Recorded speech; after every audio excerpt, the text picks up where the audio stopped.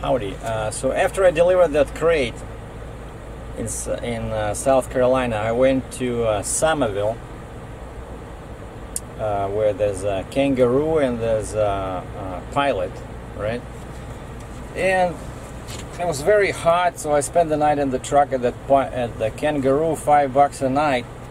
And then I remember that I had some free showers on my pilot bonus card. So in the morning I walked to the pilot to take a shower. And you know, I'm walking and I have my backpack and I have my beard and I have my camo hat from Canadian Tire. That's the genuine one. And I'm kind of looking like the character played by Sylvester Stallone in the movie First Blood, right before he was kicked out of that little town where they didn't like people like that. And I'm minding my own business. I'm walking right before, maybe like 20 paces away from the entrance to the pilot, I hear somebody from the right yell, "Yo!"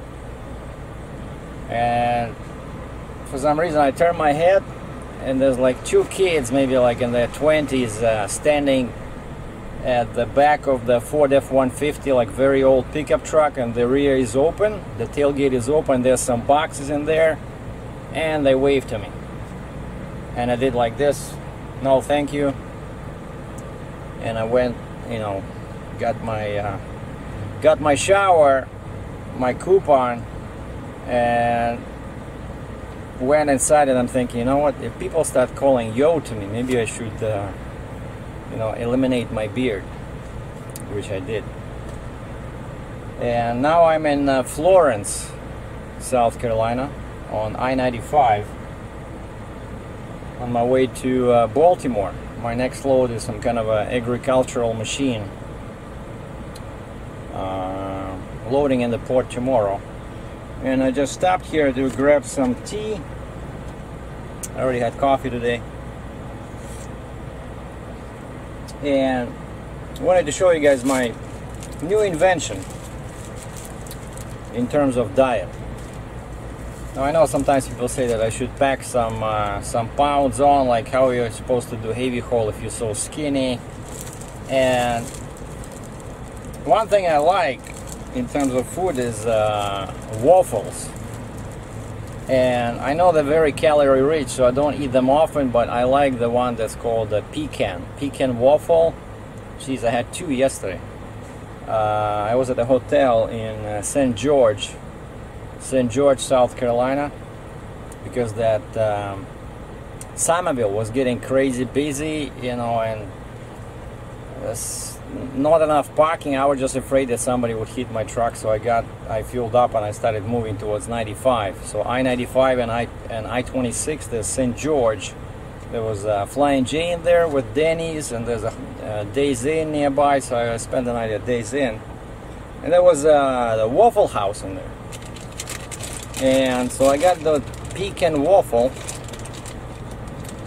but you know, it's like $3.50, $4. So now I came up with a substitution, especially if you want to weigh 200 or 300 pounds, which is perfect for heavy haul. So all you gotta do is you gotta buy a bag of pecans, and this little bag here has only 193 calories per serving. Now serving is 1 ounce. So each 28 grams or 1 ounce of this stuff is 193 calories. So you grab like this, right? And then you take a piece of bread, preferably this one. Nature's Own. This one has double fiber. So you gotta stay close to a truck stop at all times. And then you take a piece of bread and then just put your pecans like this, right? And then you just fold them. Uh-oh, now I'm in trouble. You fold them like this, kind of like a mini wrap with pecans, and then you just bite on it, and it tastes as good as, if not better than, the waffle with the pecan at the Waffle House, What do you guys think that is? I'm just about to leave the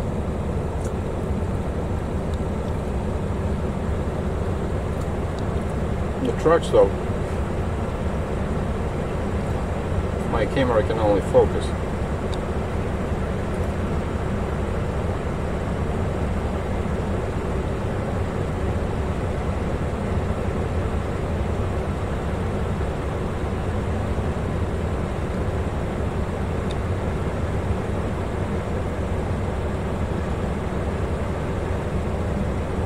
That's what it is. I saw these things. It's kind of like a saw.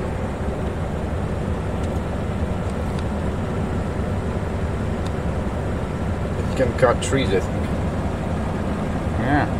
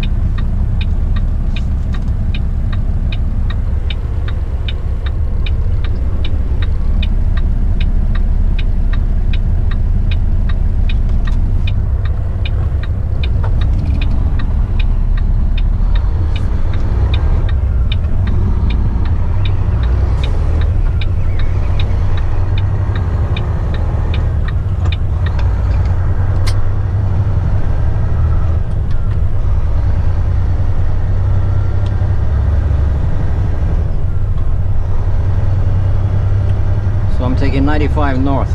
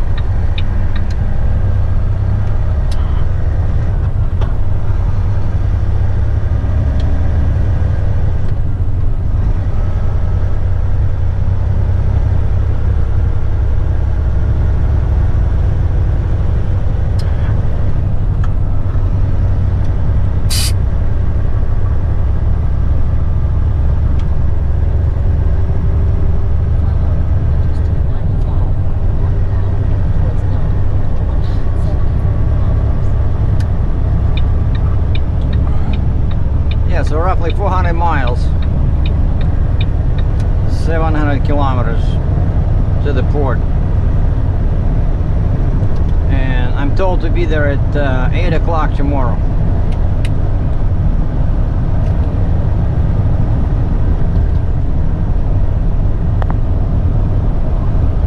So the cruise is set at 95 kilometers an hour or 59 miles per hour.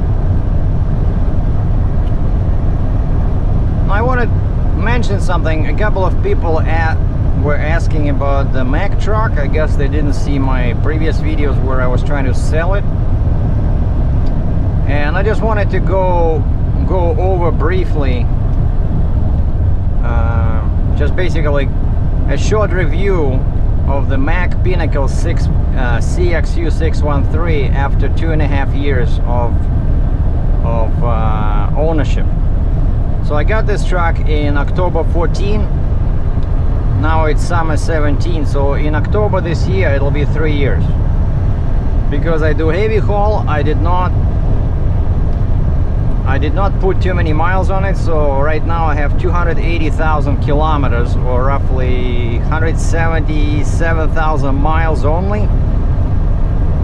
And despite some minor defects and minor problems, you know, the truck has been doing its job. You know, like you gotta be fair, because it's easy to complain, you know, oh, everything is bad, but this was a perfect truck actually. I still think so for the first time buyer who's trying to break into heavy haul. Like, I wouldn't be able to buy, let's say, you know, a Peterbilt or Kenworth or something like that, a 4-axle truck, because this one was the cheapest.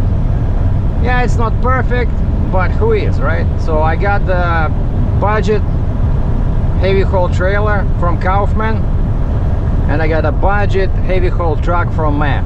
It's a, you know, it's an entry-level combo which served its purpose, and so I upgraded the trailer, and now I have a premium quality Fontaine, almost 50% more money, but it's a better trailer, lighter, stronger, and now it's time to upgrade the truck. So nothing is wrong with that. Just some people, you know, look at my truck and they say, oh geez, you know, you did the specs wrong, you did this wrong, that wrong.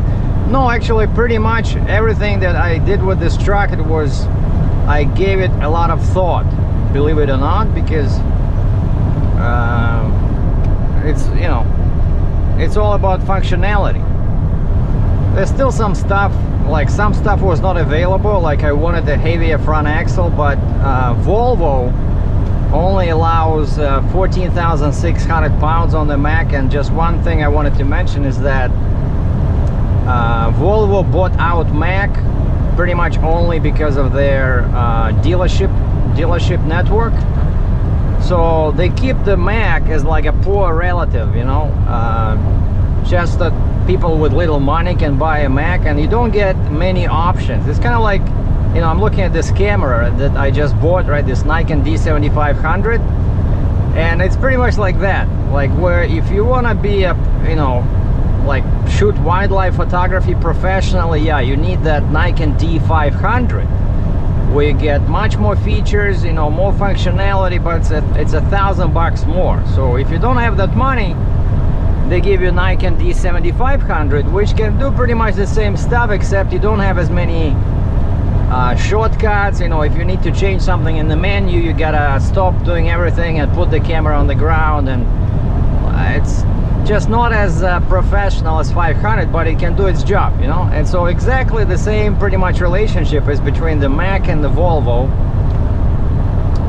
And so I don't know, it looks to me like Volvo, I never owned a Volvo, this is my first brand new truck, right? But it looks like Volvo kind of like reserves cheap materials for Macks, because from day one I had trouble with the wall covering over here on my left. It was peeling off, like the glue was bad, so I had to use a Gorilla Glue. And then like there's a whole bunch of noise from the dash, you know, like that.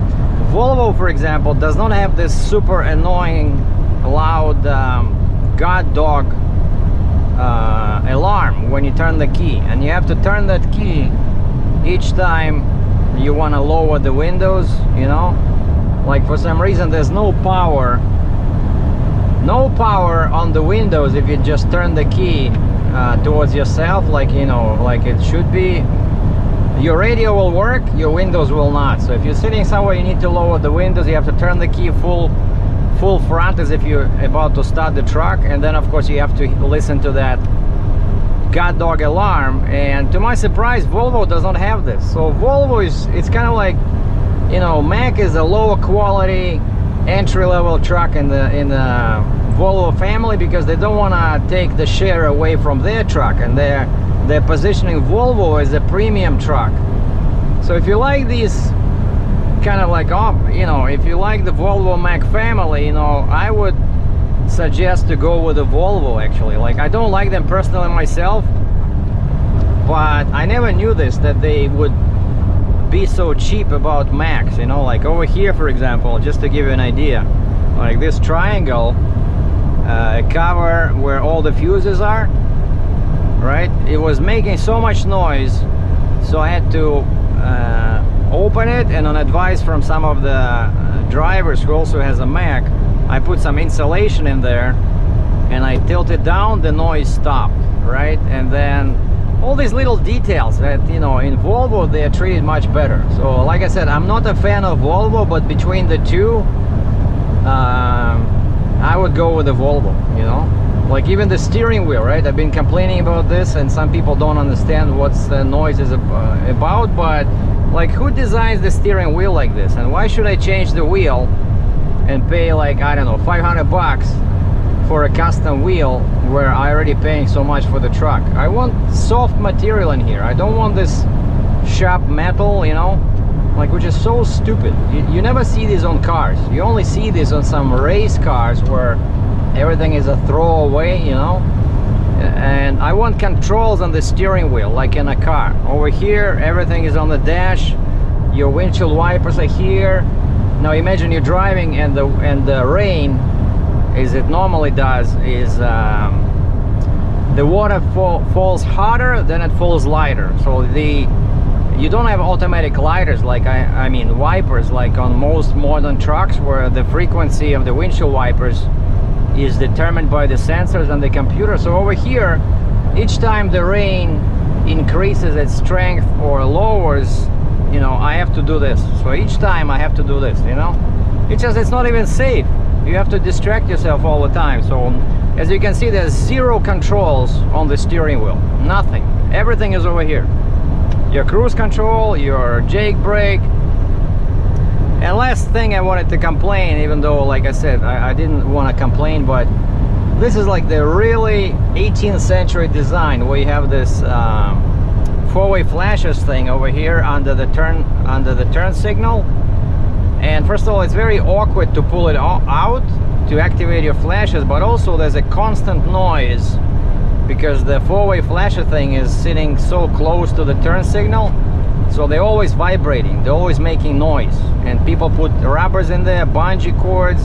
Like, to give you an example, on all cars, like since probably, I don't know, 1950s, there's a button on the dash which has a red triangle, and that's your four-way flashes. And the same way, I was really happy to see that button on Kenworth T800, right? So there's nothing here.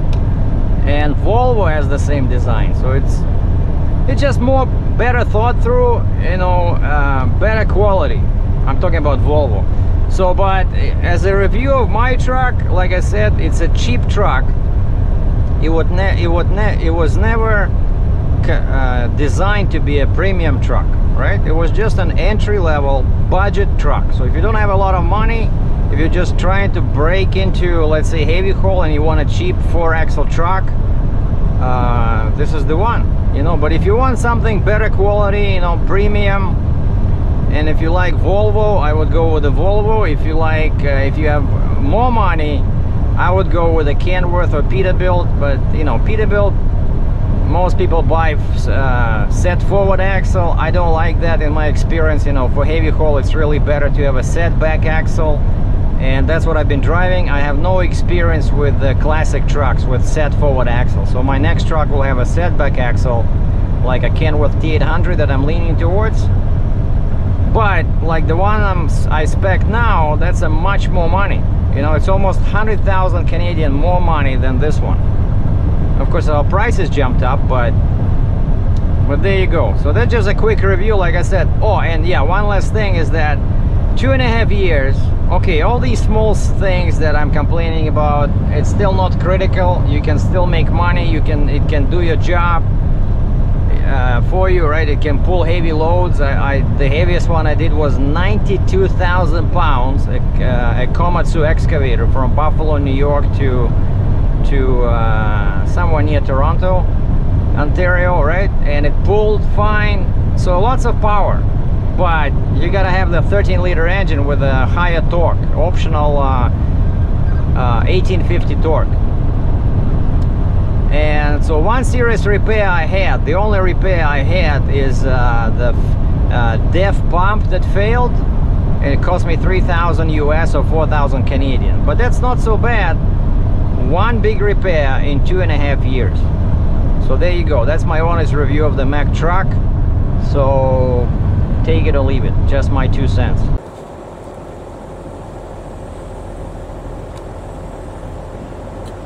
I'm in Dunn, North Carolina. I love the zoom on this Panasonic. I don't know what's good. I think the guy is alright, yep. So you just got a bunch of boxes out of that van and dumped them in these dumpsters, and then he urinated on the pavement. Very cool.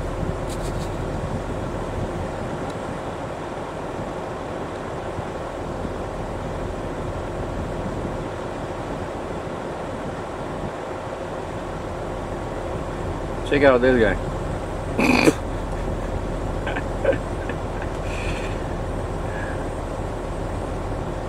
Yeah, it's really hot outside.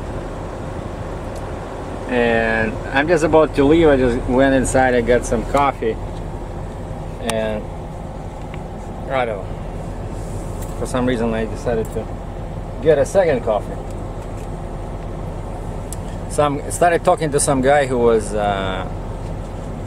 you know, making some dishes, but he had 2 trays, like, which looked like a prefab, you know, dishes, and all noodles.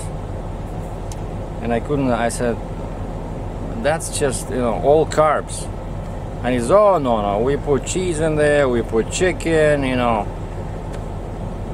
And we started talking. He says, you own your truck? I said, yeah. He says, you need fuel? You know, I wonder, sometimes you run into people like this. Basically, I guess they work for a company and they fill up with a fleet card, and then maybe because they don't do too many miles, so they can steal fuel. I don't know. But and then how do you transfer? Like, you gotta have a pump or something, right, to transfer fuel. But very suspicious, you know, activity over here at Love's at Dunn, North Carolina. And I'm not sure, like, it's already what, almost 2 o'clock. Okay, are we gonna focus or not? See, something with these cams. All right.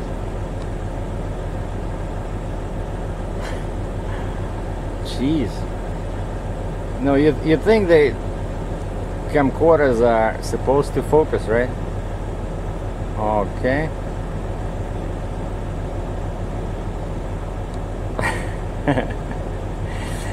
Doesn't want to focus.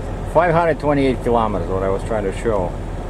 528 kilometers, basically 5.5 hours of driving towards Baltimore, and the truck stop is half empty, basically. And there was one cool truck over there, a classic Freightliner, but one guy backed in. Oh, it's actually it's left. No, wait a second. It's still there. Where is it? Oh, yeah, it's partially blocked. But that, if there's one classic truck I like the look of, it's this Freightliner. Actually, I wanted to get, that was my first idea for the first truck, was that kind of a Freightliner with a flat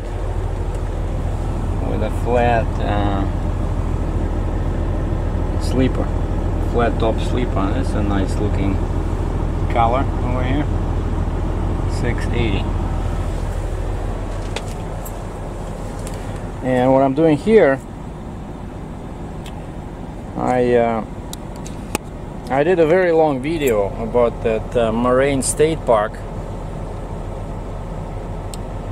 and it was like 1.7 gigabytes, you know, even in 720p, because it was 30 minutes long, where I went doing photography near Portersville, Pennsylvania, and for some reason that video got stuck.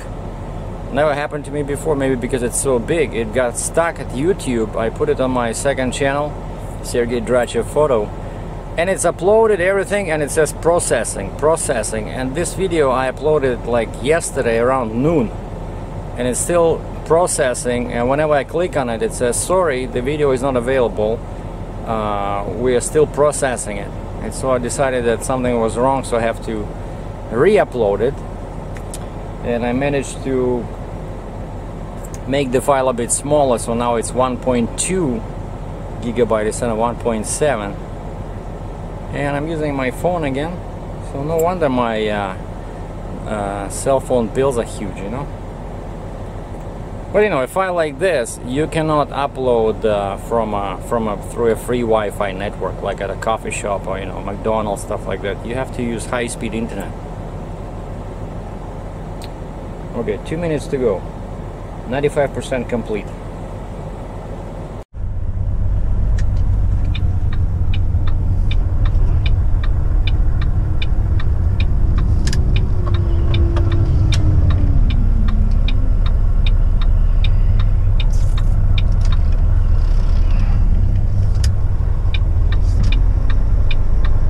I made it to Richmond, Virginia, and I see I see there's an accident up ahead. That's why this lane, there's like a, and of course nobody's letting me in.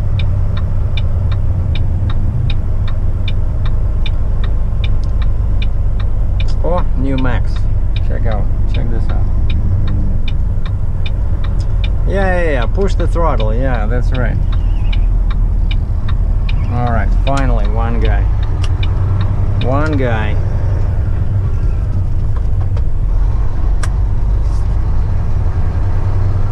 Look at these people. See, that's what happens. You cannot look far ahead, right? Like I can see that, you know, flashing lights. I see flashing lights.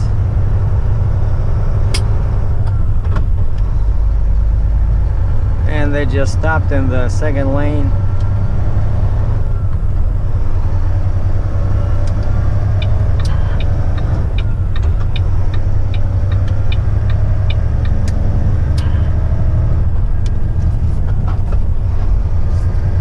Okay, I got 48 kilometers. What is that? Half an hour. 30 miles.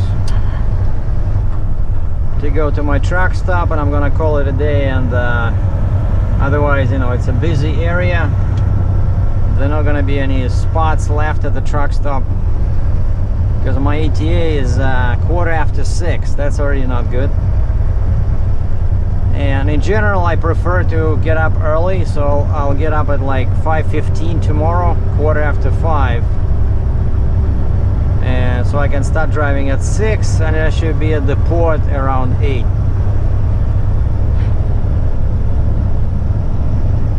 Thanks for watching.